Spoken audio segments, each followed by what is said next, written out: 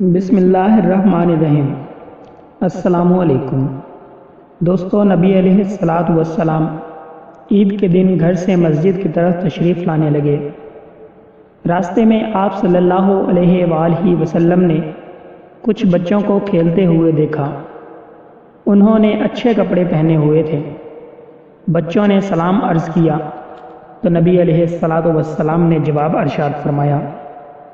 اس کے بعد آپ صلی اللہ علیہ وآلہ وسلم آگے تشریف لے گئے تو ایک بچے کو خاموشی کے ساتھ اداس بیٹھے دیکھا۔ آپ صلی اللہ علیہ وآلہ وسلم اس کے قریب رک گئے۔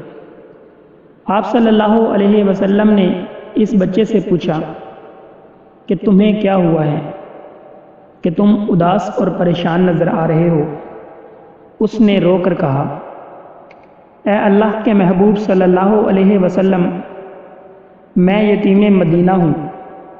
میرے سر پر باپ کا سایہ نہیں جو میرے لیے کپڑے لا دیتا۔ میری امی مجھے نہلا کر کپڑے پہنا دیتی ہے، اس لیے میں یہاں اداس بیٹھا ہوں۔ نبی علیہ الصلاۃ والسلام نے اسے فرمایا کہ تم میرے ساتھ آؤ۔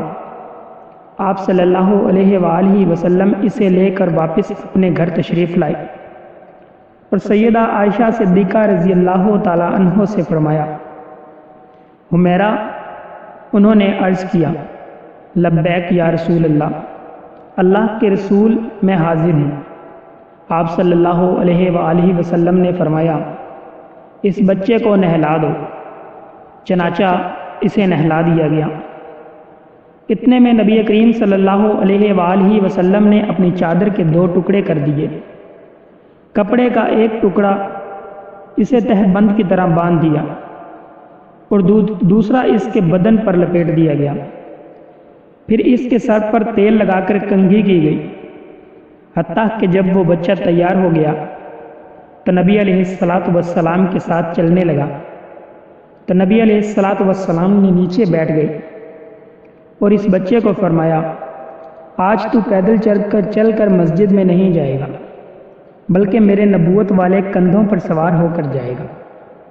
نبی علیہ الصلاۃ والسلام نے اس بچے کو کندھوں پر سوار کر لیا اور اسی حالت میں اس گلی میں تشریف لائی جس میں بچے کھیل رہے تھے۔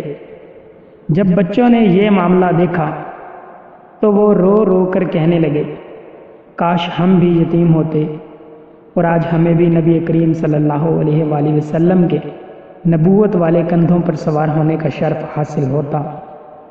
نبی علیہ الصلاۃ والسلام جب مسجد میں تشریف لائے تو آپ صلی اللہ علیہ وآلہ وسلم ممبر پر بیٹھ گئے تو وہ بچہ نیچے بیٹھنے لگا۔ نبی علیہ الصلاۃ والسلام نے اسے اشارہ کر کے فرمایا کہ تم آج زمین پر نہیں بیٹھو گے۔ چنانچہ آپ صلی اللہ علیہ وآلہ وسلم نے اس بچے کو اپنے ساتھ ممبر پر بٹھایا اور پھر اس کے سر پر ہاتھ رکھ کر ارشاد فرمایا کہ جو شخص یتیم کی کفالت کرے گا اور محبت اور شفقت کی وجہ سے اس کے سر پر ہاتھ پھیرے گا، اس کے ہاتھ کے نیچے جتنے بال بھی آئیں گے اللہ تعالیٰ اس کے نامہ اعمال میں اتنی نیکیاں لکھ دے گا۔ سبحان اللہ۔